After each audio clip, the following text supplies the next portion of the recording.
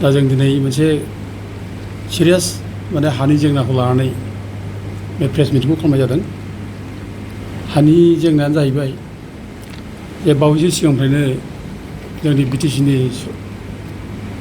सरकारा फोसावबाय थादों जे बै मालगाव खाथियाव एपिडिसिएलनि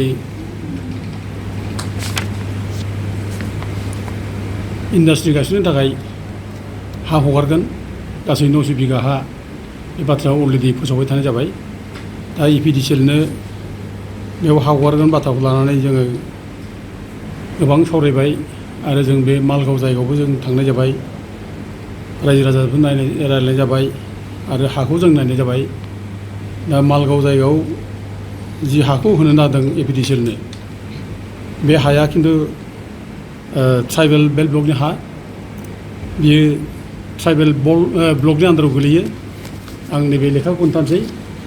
नैबे land administration in protected tribal belt and block बे लेखा बे दा बेयावनो रोखा रोखा दङ नैबेयाव नै बे बालाघाट नायगाव ट्राइबेल ब्लक बियो 5 जुलाइ 1984 बे नटिफाइ जानाय बियो 5 जुलाइ 1984 नटिफाइ जानाय बालागाव नायगाव ट्राइबेल ब्लक।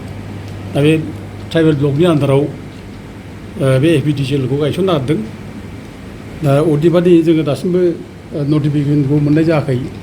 दा बिथांमोना अलरेडि एनाउन्स खालामबाय आरो बिटिसिनि चिफ मानगोनां हाग्रामा महिलारिया बिथाङा बुंबाय थादों जे बे एपिडिसिएलनो हा हगारनायखौ आगोलनि सरकार प्रमद बर'आनो बेखौ फोसावलांखादों, बेनो बेखौ माने सेलेक्ट खालामना गालांखादों बे बाथ्राखौ बुंदों।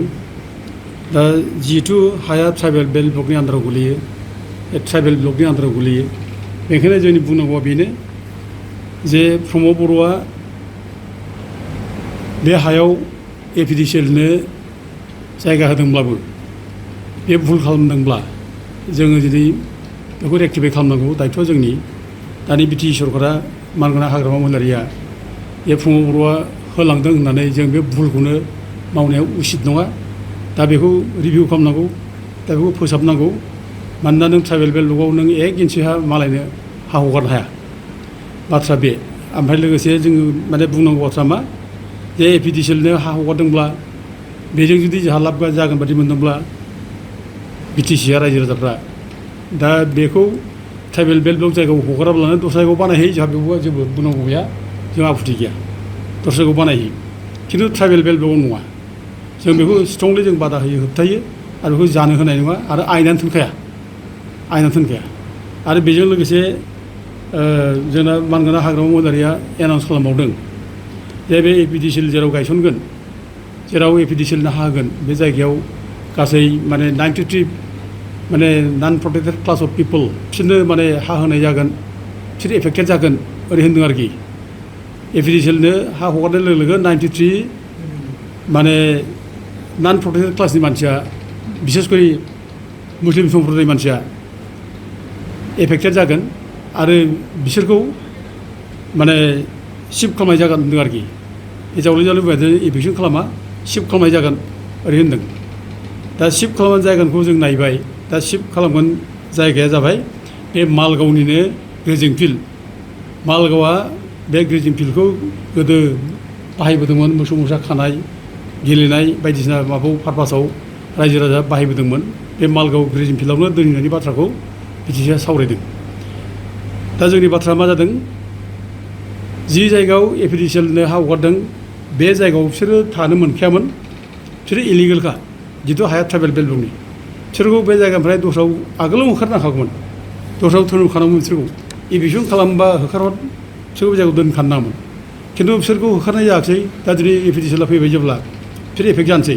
खिन्थु बिनि थाखाय बिसोरखौ जे हा फिननांगौ बेथ' माने आयेनावथ' बेखौ एलाउ खालामा, आयेना बेखौ पारमिसिबल नङा बेनि थाखाय।